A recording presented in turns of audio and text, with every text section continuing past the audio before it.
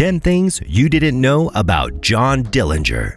John Herbert Dillinger, one of the most famous names in modern American criminal scene. Dillinger lived between 1903 and 1934. During the Depression of the 1930s, his bank robberies were generally regarded as revenge on society's financial institutions that were unfairly exploiting the economically distressed. Outside Chicago's Biograph Theater, Dillinger, also famed as America's public enemy number one, was gunned down and killed in a hail of bullets fired by federal agents. In a fiery bank robbing career that lasted just over a year, Dillinger and his associates robbed 11 banks for more than $300,000. They broke jails and narrowly escaped capture multiple times and killed 7 police officers and 3 federal agents. Inasmuch as his crime spree didn't last forever, John Dillinger left an everlasting imprint in the world's criminal history. Let's look at a few things you probably didn't know about him.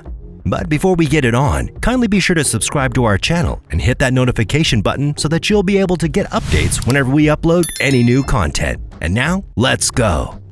Number 10. Dillinger helped his fellow gang members escape from jail. Dillinger committed a string of high-profile heists during the summer of 1933, but he was desperate to reunite with some of his old prison buddies to form an ace bank-robbing gang. That September, he began plotting to break his would-be accomplices out of the Indiana State Prison at Michigan City. Dillinger conspired to have 3 pistols hidden in a crate of thread bound for the jail's shirt-making factory, allowing 10 convicts, including experienced stick-up men Handsome Harry Pierpont, Charles Makeley, and John Hamilton, to get the drop on their guards and escape. The timing couldn't have been better. Dillinger had been arrested at a girlfriend's house only a few days before, and he was languishing in jail in Lima, Ohio. On October 12th, the newly liberated Pierpont and 2 other men waltzed into the front door and busted him out, gunning down the county sheriff in the process. Number 9. Dillinger was betrayed by a female friend, which led to his death. Dillinger spent most of his July 1934 holed up in a Chicago apartment with new girlfriend Polly Hamilton and brothel owner named Anna Sage. He successfully evaded police for most of that month, even attending Chicago Cubs baseball games, but his days were numbered. After the price on his head soared to a whopping $25,000, the Romanian-born Sage contacted the FBI and offered to give him up for part of the reward money as well as aid in avoiding deportation. On July 22, 1934, federal agents were watching as Sage, Hamilton, and Dillinger went to see the Clark Gable crime film Manhattan Melodrama at Chicago's Biograph Theater. When the trio stepped out onto the sidewalk shortly after 10:30 p.m., agents closed in with guns drawn.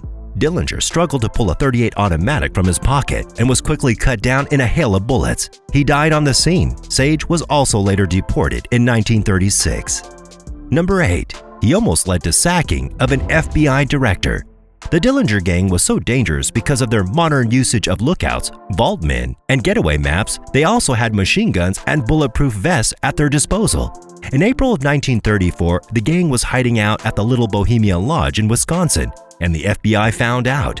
FBI agent Melvin Purvis tried to assemble a team to storm the lodge and capture Dillinger and his gang, but it didn't work. Not only did the Dillinger gang escape unharmed, but the FBI killed innocent bystanders and lost a member of their team in the gunfight exchange. This incident embarrassed the FBI and almost caused J. Edgar Hoover to lose his role as director of the FBI. Number 7. Dillinger underwent facial reconstructive surgery to remain anonymous. By late May of 1934, Dillinger's reputation and his easily recognizable mug was beginning to catch up to him. He had been shot in the leg during a shootout with agents from the FBI in late March and had narrowly escaped an ambush by G-men at a resort in Wisconsin a month later.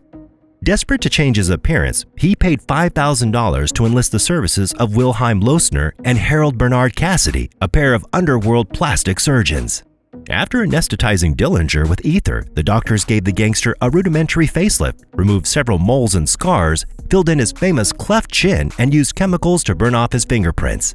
The procedure proved excruciating, and Dillinger was decidedly unsatisfied with the results.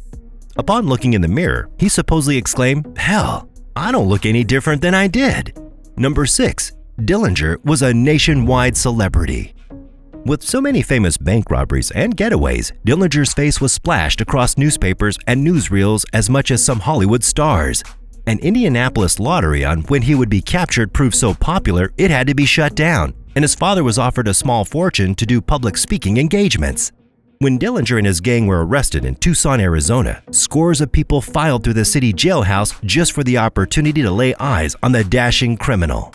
Businesses even used him as an unsanctioned celebrity endorsement. Upon learning that the car-loving outlaw drove their automobile, one Hudson dealership hung a banner reading, "Dillinger chooses the 1934 Hudson for his personal use." When the robber later switched to a Ford, the company printed brochures saying, "Will they catch John Dillinger? Not until they get him out of a Ford V8." Number 5. More money was spent trying to catch him than he stole. Dillinger and his gang robbed at least a dozen banks and netted a total loot of around $500,000. That translates to roughly $7 million in modern-day currency. But this amount paled in comparison to the amount of money the FBI spent trying to catch him. According to the Associated Press, the nascent government agency racked up a tab of some $2 million on the manhunt, which included the bill for several agents dedicated solely to Dillinger. Historians have since credited the hunt for John Dillinger and his eventual death at FBI hands with helping legitimize the Bureau and established it as America's most famous crime unit. Number 4. He used a wooden gun to escape from prison. Dillinger was arrested in Tucson, Arizona in January 1934 after locals recognized a few of his heavily wanted accomplices. Following a flurry of media coverage, he was extradited to Indiana and confined to a jail in Crown Point to await trial. Authorities boasted that the jail was escape-proof, but Dillinger would only remain a resident for a little over a month. On March 3, 1934, he forced his way out onto the main cell block by brandishing a phony gun. Dillinger claimed that he had fashioned it from a block of wood, a razor handle, and a coat of black shoe polish, but reports would later suggest it was smuggled into the prison by one of his attorneys. In any case, Dillinger used the wooden pistol to round up several guards and get his hands on a Thompson submachine gun. Once armed with real firepower, he made his way to the prison garage, stole the sheriff's personal police car, and motored to Chicago. Amazingly, Dillinger was back in action only 3 days later, teaming with gangster Babyface Nelson and others to knock over a bank in Sioux Falls, South Dakota. Dillinger. Number 3. Dillinger served in the Navy. John Dillinger began his criminal career at the tender age of 20 when he stole a car near Mooresville, Indiana, and went on a joyride through Indianapolis.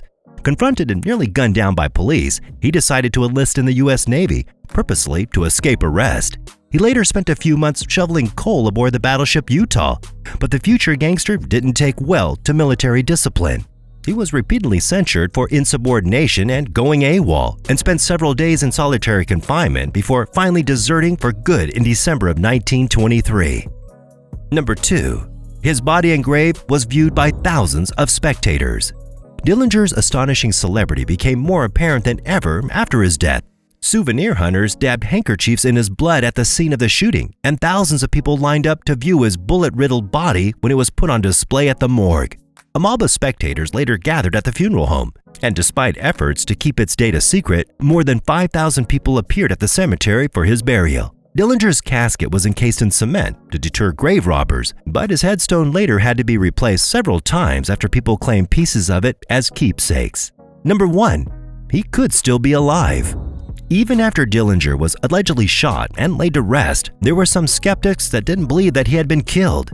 Several witnesses and the coroner reported that the man who was shot had brown eyes, but Dillinger's eyes were gray. Upon examination, it was discovered that the body showed signs of a rheumatic heart disease that Dillinger was never known to have had. Some people believe that the man who was actually killed was the petty criminal and Dillinger lookalike Jimmy Lawrence.